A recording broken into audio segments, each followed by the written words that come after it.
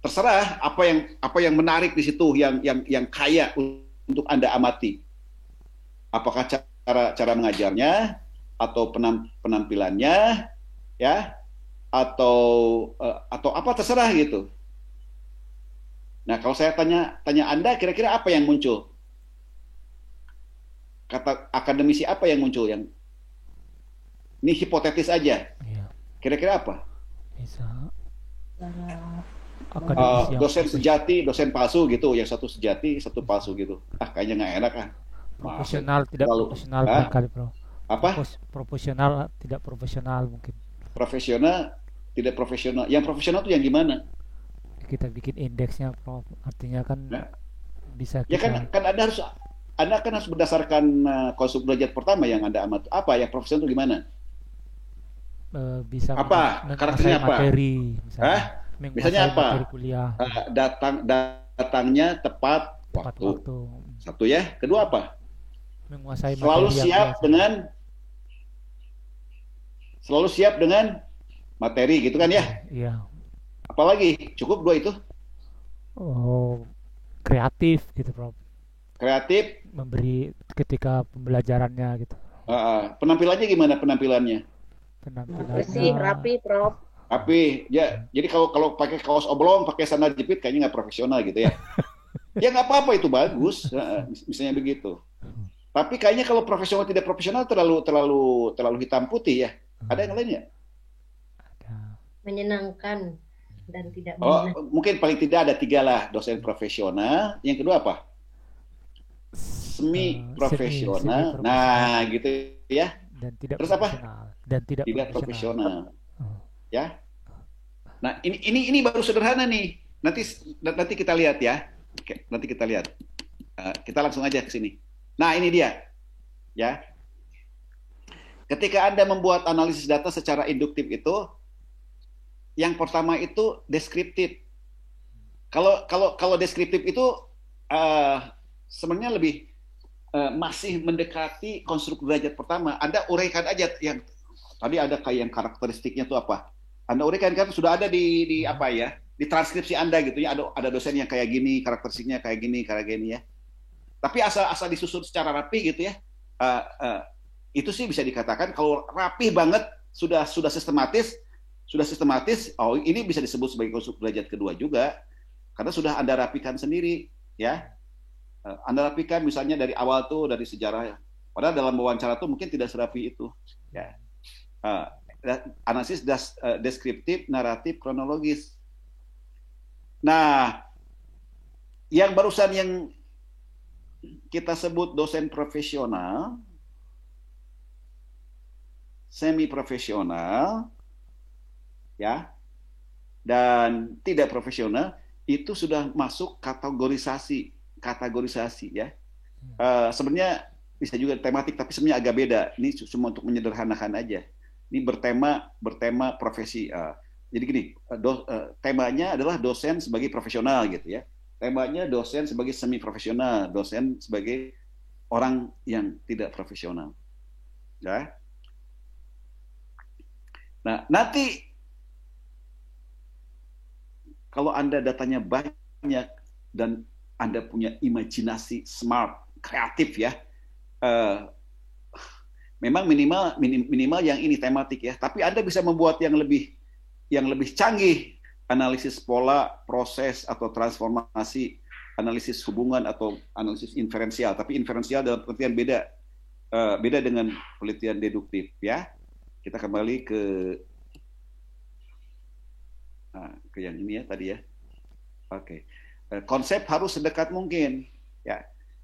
Jadi untuk sahnya konsep Anda itu sebenarnya itu perlu dirundingkan dengan apa? Perlu dirundingkan dengan partisipan yang Anda teliti sebenarnya ya.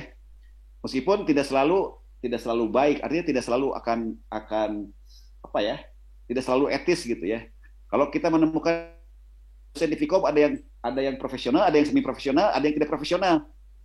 Coba ketika Anda menegosiasikannya dengan dosen tertentu, Prof, saya masukkan Anda Prof ya sebagai dosen yang tidak profesional gitu, berani gitu. Berani nggak? Nggak usah tidak profesional, dengan Prof. yang semi profesional. Nah, kalau memang Anda mau itu.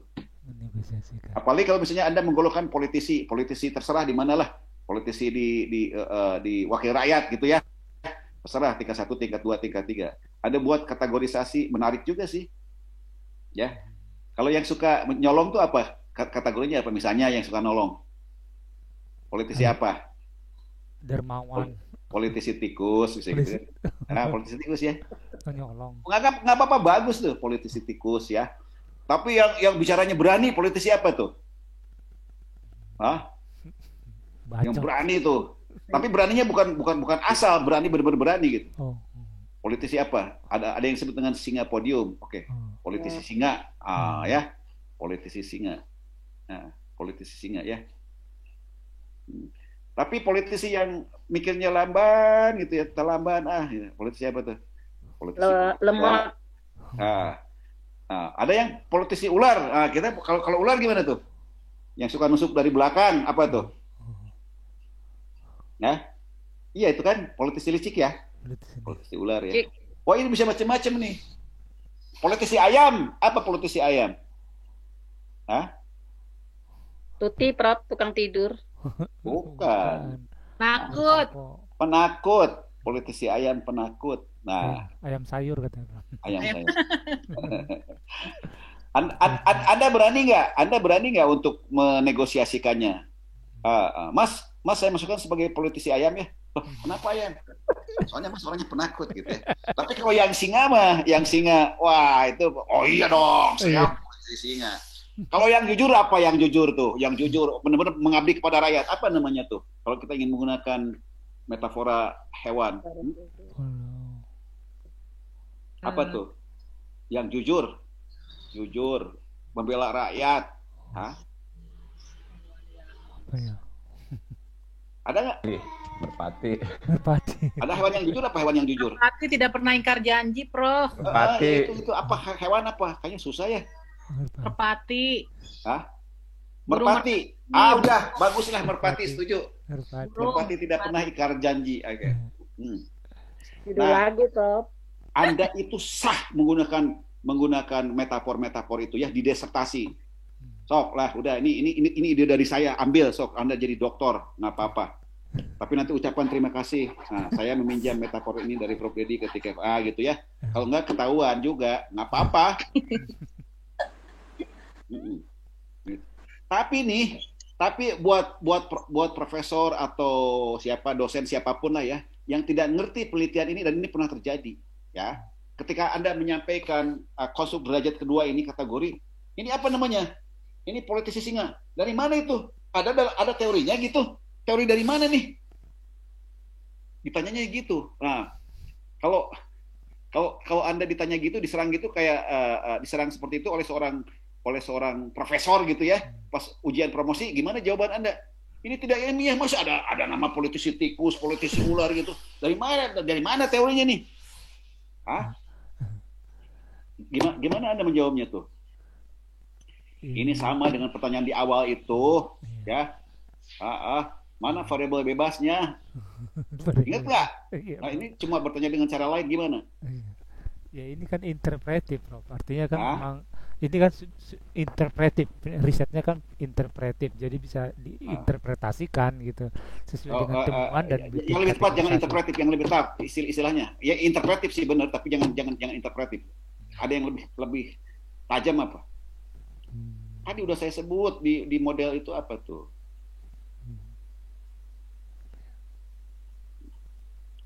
Maaf, Prof. Ini sebenarnya ilmiah. Karena penelitian saya bersifat induktif. Rupanya Prof tidak paham ya penelitian induktif ya.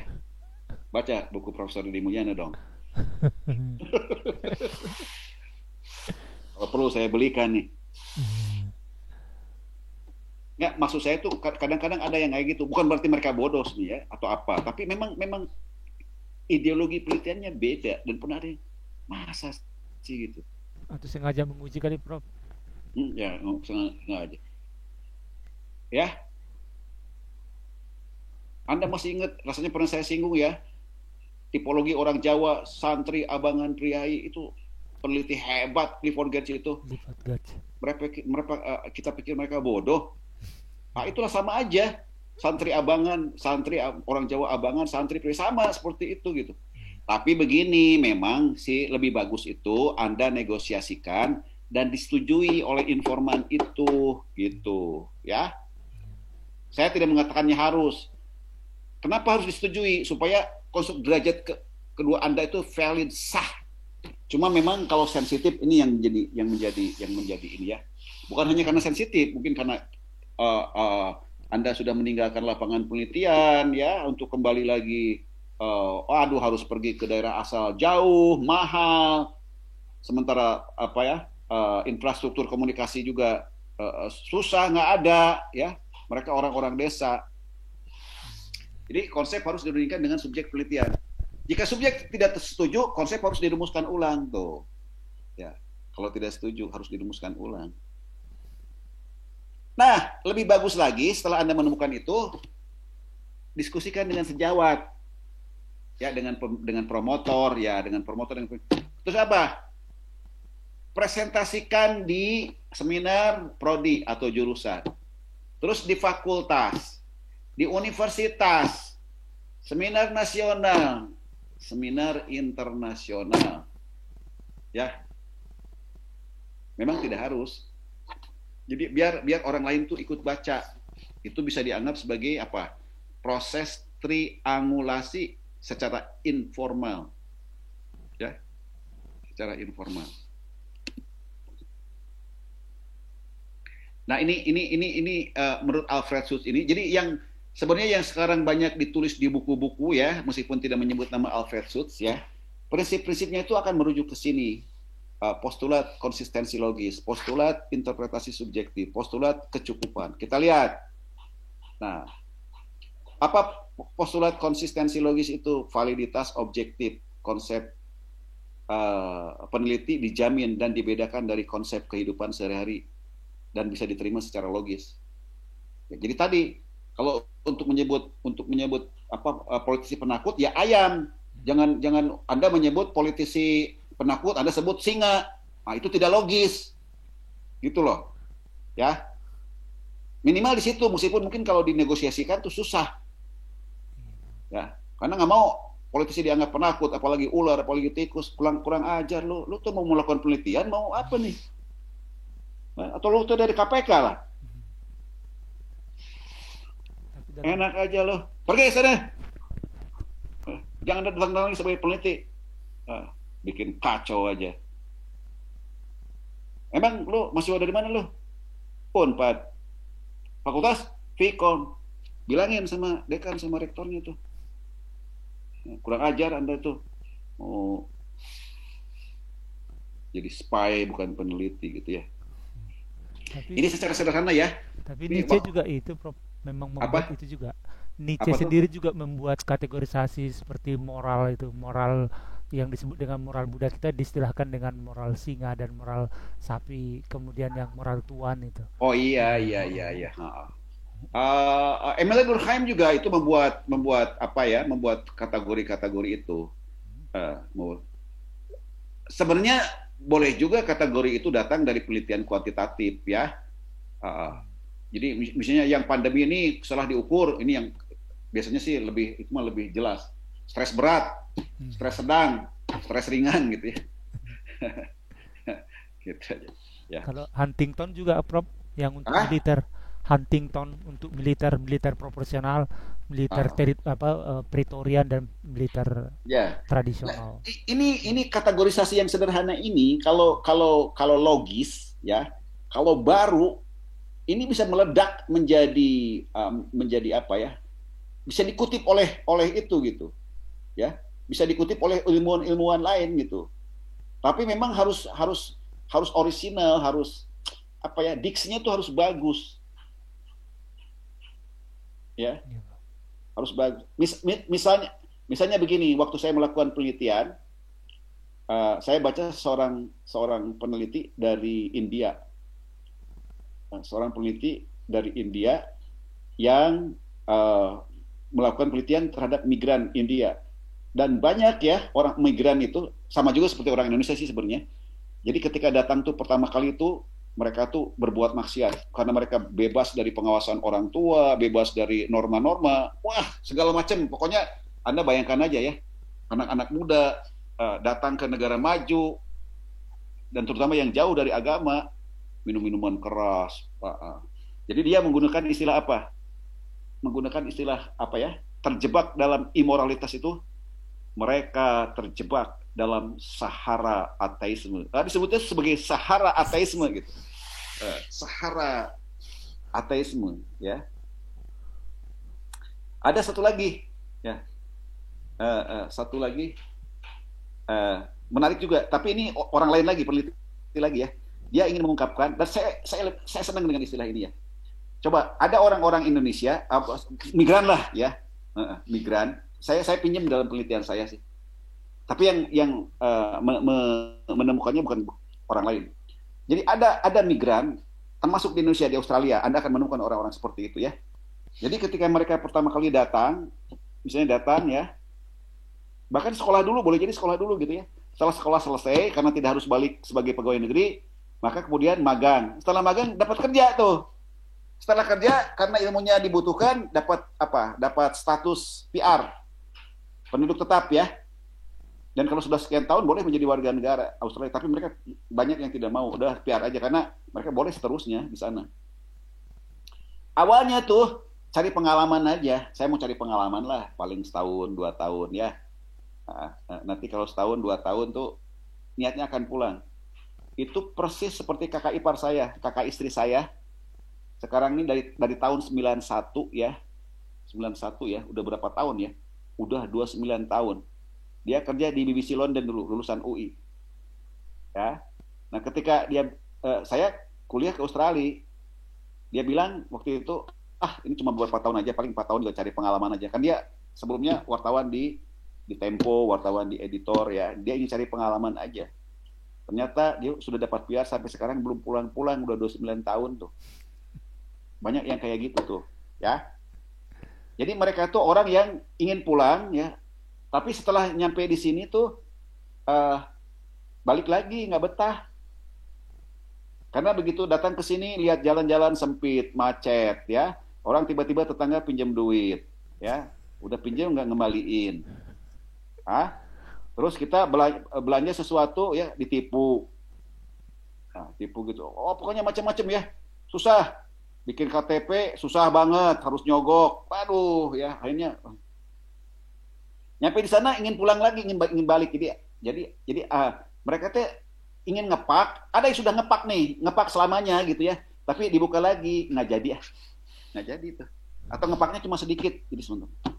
Nah, Anda punya istilah nggak buat orang-orang yang seperti itu, ingin pulang tapi tidak jadi gitu? Ada istilah nggak dalam bahasa Indonesia? Nah, jadi kalau Anda menemukan sebuah istilah yang untuk orang-orang itu yang namanya konstruk derajat kedua tuh. Dengarkan baik-baik ya. Saking indahnya buat saya tuh bagus nih ya. Saya jadi masih ingat sampai sekarang. Saya udah bertahun-tahun nih tidak pernah mengucapkan kata ini. Mereka itu adalah the prisoners of dream. Ngerti nggak? The prisoners of dream. Apa artinya? Terpenjara oleh mimpinya. Para penghuni penjara. Para penghuni apa? Terpenjara dalam mimpi. Gitu. Terpenjara dalam mimpi. Nah, saya pernah menulis sebuah artikel ya yang judulnya Terpenjara dalam Mimpi. Nanti coba lihat ada nggak di kayaknya sih nggak akan ada, karena udah saya tulis 20 tahun lalu kayaknya. Terpenjara. Jadi judul artikelnya Terpenjara dalam Mimpi. Gitu. Ya. Nah, jadi kalau ada disertasi Anda itu judulnya Terpenjara dalam Mimpi. Waduh, indah, bagus sekali tuh. Ya, dan untuk penelitian kualitatif nggak ada masalah kalau buat saya secara pribadi ya. Tapi buat orang lain mungkin begini, masa judul disertasi kayak gini tidak ilmiah gitu. Tapi kasih subjudul. Kasih subjudul ya. Terpenjara dalam Mimpi ya. Nah, terus nanti subjudulnya suatu studi fenomenologis tentang migran Indonesia di mana? Di Amerika, di Australia. Kayak gitu. Ya, tapi judul pertamanya tuh bagus. Ayo, siapa yang mau kayak gitu? Nah, jadi kalau Anda belajar komunikasi politik, kasih judul yang tadi tuh yang bagus-bagus tuh, ya.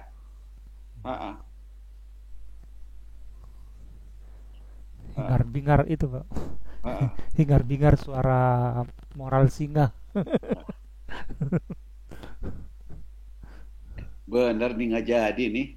Presentasi jadi nggak jadi nih. Ya, peneliti mampu mengidentifikasikan semua jenis tindakan manusia berdasarkan makna subjektif yang dianut sang aktor. Nah, ini yang membutuhkan membutuhkan kepekaan ya. Karena kita sendiri sebagai peneliti itu ya, kita sendiri hanya bisa mengidentifikasi semua tindakan perasaan yang pernah kita alami, yang pernah kita kenal. Nah, kadang-kadang etnosentrisme kita tinggi. Ketika kita melakukan penelitian, kita kesulitan untuk bisa menemukan, mengidentifikasikan jenis tindakan, perasaan yang dialami orang lain yang beda dengan di kita, gitu. Beda dengan di kita. Ya. Contohnya begini, ya. Ini ada satu istilah ya. Ada yang pernah dengar ini nggak? Backhanded compliment. Pernah dengar nggak? Backhanded compliment. Itu asalnya sih dari barat, tapi di negara kita tuh udah ada juga. Nah, ini istilah backhanded. Dari istilah backhanded itu sebenarnya ini datangnya dari barat gitu. Nah, cuma pertanyaannya di kita mah belum tentu ada. Mungkin ada ya di masyarakat yang sudah terdidik, yang sudah di kota-kota. Ada yang pernah dengar backhanded? Apa backhanded itu? Pujian palsu itu, Prof. Pujian palsu. Pujian palsu. Contohnya gimana? Ngangkat tapi ntar ngebanting gitu misalnya. Ya, contohnya gimana Anda? Misalnya, iya benar nih para politisi ini kemampuan public speaking-nya luar biasa banget sampai saking luar biasanya bisa memutarbalikkan fakta misalnya gitu. Gitu ya. Nah, itu bagus. Dibanting lagi gitu. Ya. Ada juga pujian palsu ya. Ada juga yang bilang ini, Bang. Kenapa backhanded diterjemahkan jadi palsu ya? Dibalik ya. Kalau backhand itu berarti apa? Tangan di belakang kan? Tangan di belakang. Kenapa jadi palsu gitu? Kalau di budaya barat itu sebenarnya orang yang sangat terbuka itu nggak pernah naruh tangannya di belakang, Prof. Itu tanda bahwa ketidakpedean biasanya dalam bukan. Jadi gini ya. Di barat itu perhatikan tangan saya. Isyaratnya beda ya. Kalau semoga berhasil, gimana isyaratnya di barat? Gini nih. Nih. Ya. Kelihatan nggak? Kelihatan, Prof. Itu semoga berhasil. Ya, semoga berhasil ya. Kalau yang di Portugal nih, mohon maaf, gini, semoga berhasil tuh di kita porno. Ya, di Amerika tuh gini, semoga berhasil. Tapi kalau tangan seperti ini semoga berhasil itu ditaruh di belakang, kita sembunyikan di belakang, terus kita pas ngomong dengan orang lain di depan kita, itu artinya apa? Nggak tulus ya, palsu. Nah, bohong. Nggak tulus, palsu. Makanya tadi backhanded compliment, kita memuji tapi bohong ya. Nah, kan kalau mestinya kalau diterjemahkannya tuh pujian dengan tangan di belakang kan begitu, tapi orang Indonesia nggak akan ngerti gitu kan, nggak punya budaya itu.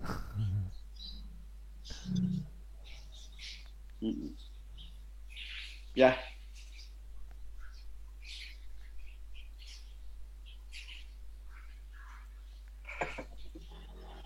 Nah, di Indonesia kira-kira fenomena pujian palsu itu lebih banyak lebih sedikit daripada di Amerika, di Barat? Lebih banyak, Prof. Banyak, Prof. Lebih banyak. Kenapa lebih banyak? Basa-basi, budaya basa-basi dan karena bercampur dengan komunikasi konteks tinggi. Nah, itu yang saya bilang. Nah, sekarang Anda ingin meneliti backhanded ya. Coba kategorisasikan. Kalau di Amerika mah kayaknya sih cukup satu aja, pujian palsu gitu. Tuh di kita mah pujian palsunya banyak. Ada yang basa-basi gitu, Prof ya. Ada yang benar mau menjatuhkan gitu. Di samping suku kita banyak juga, Prof. Artinya punya identitas masing-masing. Iya. Jadi kita tuh diksinya lebih banyak ungkapan. Ya. Kata anjing aja bisa macam-macam tuh. Anjing sih ya, mohon maaf ya, anjing sih ya. Anjing, mana kemari ke mana aing datang ka mana eueuh. Hah? Terus ada lagi nih, ada perempuan cantik lewat. Anjing geulis euy. Nah, itu apa tuh anjing geulis? Hah? Anjing geulis euy, tapi pakai kata anjing itu. Hah? Apa tuh? Geulis pisan, Bro. Ya? Geulis pisan, Bro. Ya mungkin ya. Mungkin anjing itu jadi pisan, jadi sangat gitu ya. Anjing geulis. Saking terkagum pakai kata anjing tuh, itu udah beda lagi tuh. Ini contoh aja ya.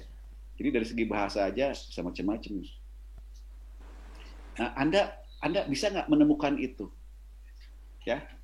Menemukan perilaku-perilaku, peristiwa-peristiwa yang tidak kita kenal tapi ada.